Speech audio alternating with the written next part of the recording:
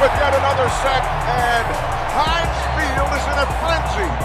What a play by Cam. Year after year, a real star. Cam, I know we're not even done with the regular season yet, but before the season started, what goals did you set for yourself and for the team? Of course, the Super Bowl being a global one for everyone. Yeah, you know, I think one of my first goals was to be as healthy as possible. You know, when you're coming off for injuries, you want to make sure you're available the upcoming year, and then you know, just be dominant and, you know, get back to playing football. You don't know how you're going to recover, so, you know, I know there's still a lot of football to be played, so knock on wood, we got a lot of work to still do. Did you think Pro Bowl, AFC North champions again, different things like that too? Yeah, you know, AFC North champs is definitely a thing that really sticks out because it's almost like a checklist. You go AFC North, you know, then you try to get the first round bye, get the first seed, and then AFC Championship to Super Bowl. And then individually, you know, you want to be recognized Pro Bowl, All-Pro. You know, those are still things I'm striving for. You know, just put my tape out there, make it hot, and make sure everybody's watching. Is the number of sacks you have this season close to the double digits? Is that something you strived for, or is that just kind of happening? It's happening, you know, but I'm still striving for more. I'm on a little bit of a drought now, so I got to get back to work, start perfecting my craft again. But you know, I knew all the sacks I had before. I thought I can beat those.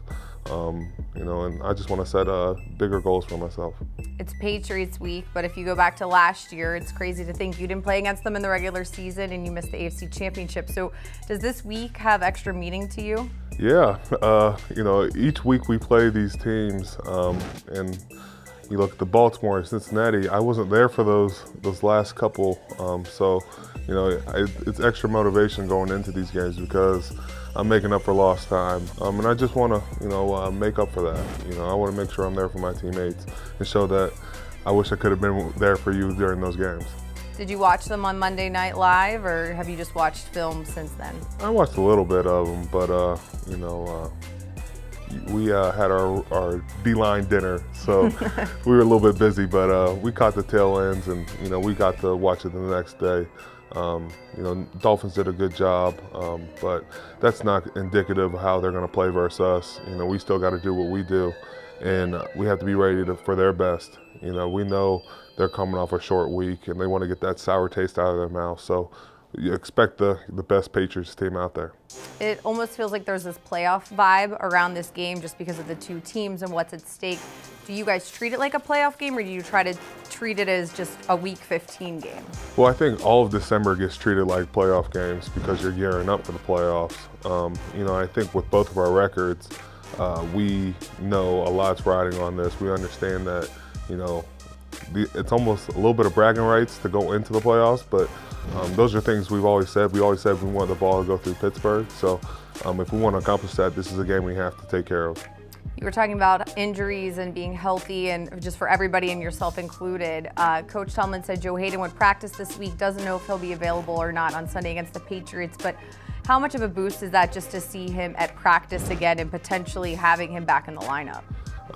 You know, we get a guy like that, you don't know what's going to happen, but you know, to have him back in the lineup is huge. Not to discredit anybody we have that's been playing for him, but Joe's you know, a proven guy, a Pro Bowl, All-Pro caliber guy that can mess with any quarterback. So, you know, you don't know what's going to happen, but when Joe does come available, I think we're all going to look forward to it. Not to give you some unpleasant Tom Brady stats, but this is from NFL Research. In terms of Brady, he's 10-2 in his career against the Steelers, including playoffs. 29 touchdowns, 3 interceptions in those games, and he has his highest passer rating against the Steelers than any other team in the National Football League. Why is he so good? I don't know, but you know, that's the past. You know, I think these two teams are different than last year and past years. We look forward to, you know, answering that challenge. You know, Brady's a heck of a quarterback. He's won Super Bowls, but that doesn't prove anything for this year. You know, we still have all our goals, and we got to go through him, and he's got to go through us. So we'll see each other. In terms of losing Ryan Shazier, the quarterback of your defense, everybody knew there's going to be some guys filling in, communication issues and whatnot, but as the defensive captain, did you feel like you needed to take on more of a leadership role to maybe fill Ryan's void? You know, a little bit of both. You know, you don't want to do too much because that's not what our defense is built on. It's about guys playing fast, but also communicating. But, you know, we relay that we need to communicate more and, you know, hold guys accountable. You know, those are things we got to stress because with Ryan down, there's less room for error. There's less room for mistakes.